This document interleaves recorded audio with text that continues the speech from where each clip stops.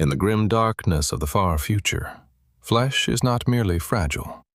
It is a mathematical flaw, a decaying liability waiting to be systematically dismantled. To the Iron Hand, salvation does not come from faith or valor. It is forged on the brutal altar of the operating table. The initiation begins, not with a prayer, but with the sacrificial severing of biological weakness. They gladly offer their limbs to the grinding teeth of the machine, embracing the agonizing bio-alchemy to silence the whispers of humanity. Every severed nerve, every drop of spilled genetic vitae is an offering, a tragic tribute to their dead father, Ferrus Manus. Empathy is a disease. To cure it, the biological core must be drained and replaced with absolute, freezing logic. They are fed into the mathematical meat grinder, one by one, becoming gears in a cataclysmic engine of war, the union of cold iron and dying flesh, a structural recalibration that leaves nothing of the boy behind. He has embraced the ultimate martyrdom, reduced to an atomized ash of a soul, trapped within an immortal cage. This is the world that birthed their dogma. A toxic wasteland where only the hardest iron survives the attrition, the insignia of a broken legion, a reminder of the supreme failure of emotion. To remember is to invite the ghosts of Isstvan V, to analyze the catastrophic variable that cost them everything. The data vault opens. The galactic record plays back the moment their universe was shattered. The father struck down by his closest brother. The flaw of trust, the blasphemous weakness of love. The grief was too vast for human minds to process. Therefore, they translated the trauma into cold, unfeeling data. Flesh failed the Primarch. Flesh failed the Legion. Flesh will never be permitted to fail again. And so, the venerable sacrament continues. An endless conveyor belt feeding the abattoir of their own design. A mechanized inquisition against their own anatomy. They do not seek to protect humanity.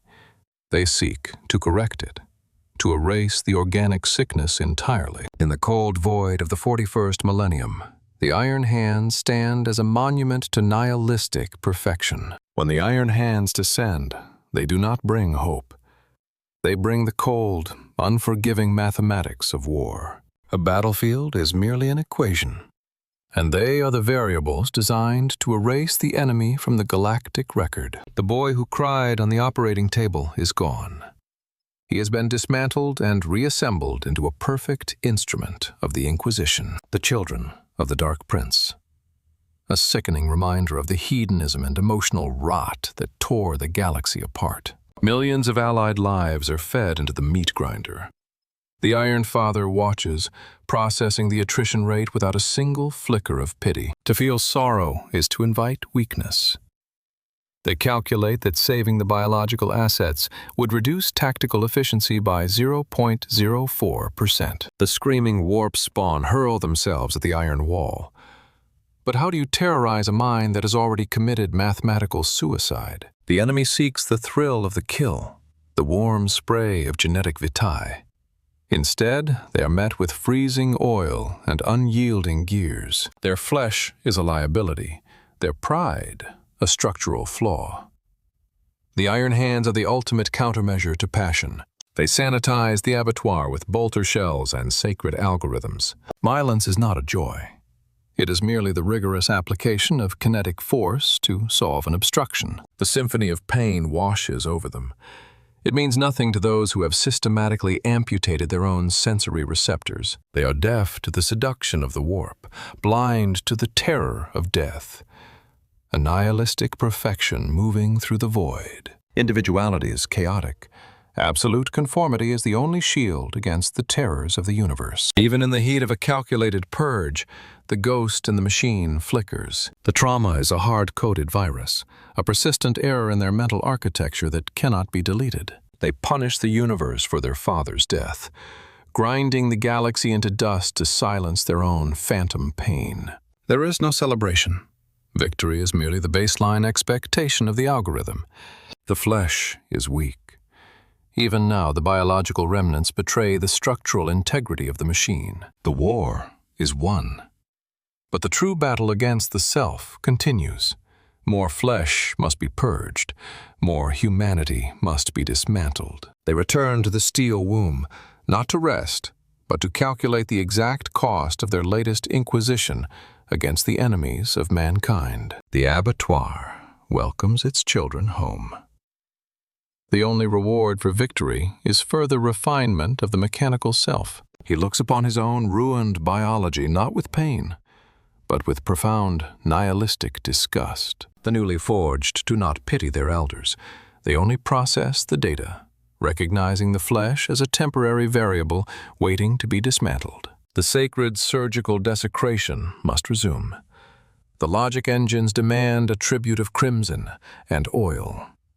He surrenders the last vestiges of his humanity to the grinding gears, a willing participant in his own agonizing bio-alchemy. They replace the organic sickness with cold, unyielding adamantium, a cure for the fatal disease known as emotion.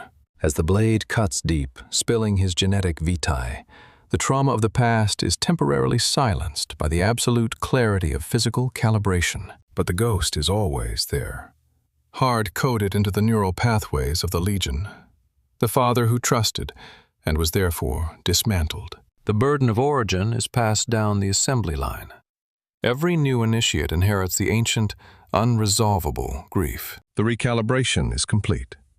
He has taken another step toward the ultimate martyrdom of the soul. There is no brotherhood here, only the shared mathematical suicide of their own humanity.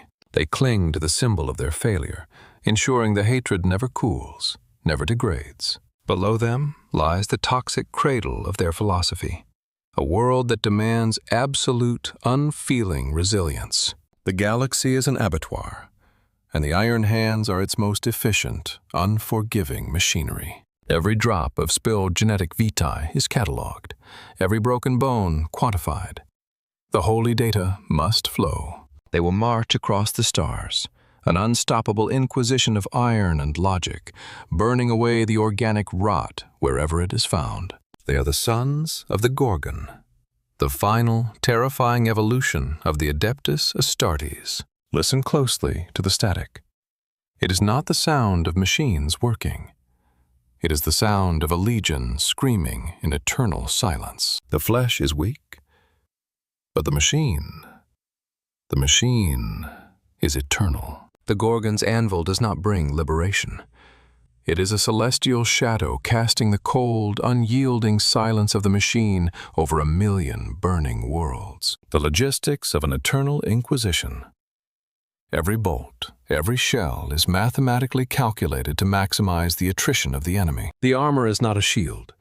It is a sarcophagus, a walking tomb for a consciousness that has willingly embraced mathematical suicide. The final barrier between the biological remnants and the void. He is no longer a man. He is a weapon system fed into the meat grinder, an army devoid of passion, of fear, of doubt. The perfect instrument designed to ensure that the enemies of the Emperor are completely erased from the galactic record. The pulse of the Legion is not the beating of a biological heart. It is the grinding of gears, the hiss of pneumatics, and the cold drumbeat of logic. The logic engines analyze the abhorrent biological anomalies of the warp spawn. To the machine, their chaotic existence is an offensive algorithmic error. They offer no parley, no quarter. The organic sickness can only be cured by absolute, unforgiving structural collapse. Like the brutal excavators of their home world, the iron hands are designed to strip away the useless, soft layers, to extract the pure, hardened core. The abattoir is constantly reset. The agonizing bio-alchemy leaves no permanent stain on the cold steel of their resolve. The tribute of crimson is discarded like industrial waste. What was once a human life is now merely a logistical surplus, ready to be incinerated. The cycle of surgical desecration must never pause. To halt the progression of the machine is to invite the weakness of the flesh back in. He does not converse with his brothers. He interfaces with the holy data, aligning his consciousness with the perfect, nihilistic geometry of the Omnissiah. Yet the phantom code persists, a systemic failure in their emotional architecture that refuses to be entirely dismantled, the memories forcibly purged. Every recollection of their father's failure must be suppressed by the freezing algorithms of logic. The newer generations are more efficient. They are dismantled earlier, leaving less time for the organic sickness to corrupt their foundational code. The wonder of the universe means nothing to a mind meticulously rewired for pure, unending attrition. The Gorgon's anvil is reloaded. Another world requires sanitization. Another billion souls will soon be fed into the meat grinder. They carry the weight of their own damnation, gripping the tragedy tightly with fists of unforgiving iron. The machine moves forward. It cannot be reasoned with. It cannot be stopped. It simply executes the cold, mechanical program of extinction. Another infected sphere of humanity. Another equation waiting to be balanced by the application of overwhelming kinetic force. The data flows into his logic engines. The calculus of war requires that the weak be fed into the meat grinder so that the strong may endure. To the iron hands, compassion is a structural anomaly, a flaw that inevitably leads to the total collapse of the system. He prepares his instruments of surgical desecration. Every weapon is a scalpel, designed to excise the organic sickness from the galaxy. Even in the deepest void, the trauma of their shattered lineage bleeds through the shielding. The ghost refuses to be erased from the galactic record, but the machine self-corrects. The emotional anomaly is quarantined, overridden by the absolute certainty of the Inquisition. The descent is a testament to their philosophy, brutal, direct, and completely devoid of grace. They bring no words of comfort to the desperate. They bring only the chilling silence of the abattoir. The corrupt flesh seeks to break the machine. A futile collision of agonizing bio-alchemy against unyielding mathematics. The execution is flawless. A clinical application of kinetic trauma to reduce the enemy biomass to zero. Every death is recorded, not as a triumph of good over evil, but as a balanced equation in the great ledger of war. He dismantles the abhorrent biology with the cold detachment of a surgeon removing a tumor. The logic engine does not calculate the value of an innocent soul. It only measures the geometry of absolute victory. The civilians are fed into the meat grinder of necessity, a mathematical sacrifice for the greater structural integrity of the Imperium. In the shadow of the Gorgon, there are no saviors. There are only the executors of the cold, mechanical will. The flesh would have failed. The flesh would have yielded to shock. The machine simply recalibrates and continues the purge. The enemy presents a dark reflection. The agonizing bio-alchemy of the warp twisted into a parody of divine machinery. They are deaf to the horrors of the warp. They have embraced a nihilistic armor that no psychic scream can penetrate. The relic demands absolute resilience, a silent promise that the tragedy of Isstvan will never be repeated through the weakness of emotion. They do not fight for glory. They fight to enforce the ultimate, freezing silence of the machine upon a chaotic galaxy. The equation is balanced. The organic anomaly has been neutralized. The attrition of the enemy is absolute. They leave behind a graveyard of mathematical perfection, a world sanitized by the cold, unyielding mechanics of their Inquisition. Even in death, there is no rest. The biological shell is discarded, but the machine components are recycled. The memory of the fallen is preserved not in song or saga, but in cold, binary data. The flesh still rebels. It shivers, it bleeds, it remembers the terror. It is a disgusting liability that must be dismantled. He surveys the destruction. He feels no pride, no sorrow. He only calculates the time required to rearm and redeploy. The withdrawal is as clinical as the assault. They retreat to the void, back to the freezing embrace of the machine. The cycle completes itself. The warriors return to the forge, ready to offer their next tribute of crimson. The true war is never fought on the surface of planets. It is fought on the operating table. He willingly presents himself for further surgical desecration. The recent battle proved that his biological leg was statistically inefficient. The altar of logic demands its sacrifice. The agonizing bio-alchemy must resume. A father dismantling his son. trimming away the weakness of humanity, piece by agonizing piece. He offers fire and iron, the only true purifiers of the genetic vitae. The replacement is heavy, ugly, and perfectly efficient. It will never tire. It will never feel the phantom pain of Isstvan. The ghost in the machine strikes again. The trauma is an infection that no amount of surgical desecration can truly excise. He crushes the memory. He buries the sorrow beneath layers of encryption and freezing logic. The symphony of their damnation plays endlessly in the dark. At the heart of the abattoir lies not a chapel of faith, but a mausoleum of cold equations. A place where the ultimate failure of flesh is enshrined. He walks among the silent giants, warriors who achieve the ultimate martyrdom, forever encased in walking tombs to escape the frailty of humanity. The ghost screams, a silent, agonizing frequency that threatens to shatter the structural integrity of his mind.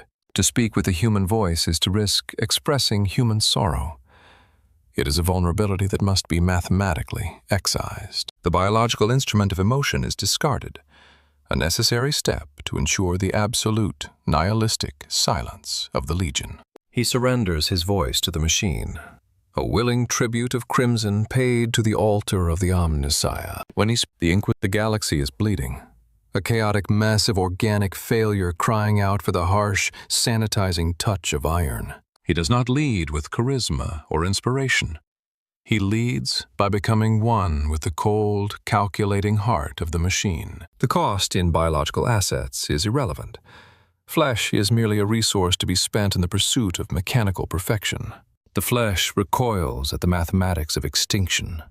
The flesh must be paralyzed. The ghost of the Primarch fights the machine. A perpetual agonizing bio-alchemy of the mind that can never truly be resolved. He chooses the absolute numbing silence of the void over the agonizing warmth of memory. They sail through the realm of nightmares, a sea of raw emotion and madness crashing against a fortress of absolute, unfeeling logic. The whispers of the void try to seduce him, but they find nothing to grasp. He has achieved mathematical suicide. There is no soul left to corrupt. Even in transit, the instruments of surgical desecration are kept sharp. The flesh is an infinite resource waiting to be dismantled, an army of ghosts dreaming in binary. They calculate the exact volume of genetic vitae they will spill in the next century. They weep not with water, but with engine coolant. The grief of Isstvan V is a persistent error code that refuses to be completely erased from the galactic record. The father failed because he loved. The sons will succeed because they have amputated the very capacity to feel. They have embraced the ultimate martyrdom, condemned to an immortal half-life of endless attrition. A new equation awaits.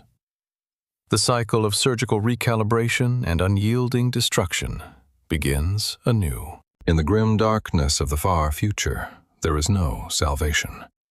There is only the cold, meaningless silence of the machine, grinding on until the end of time.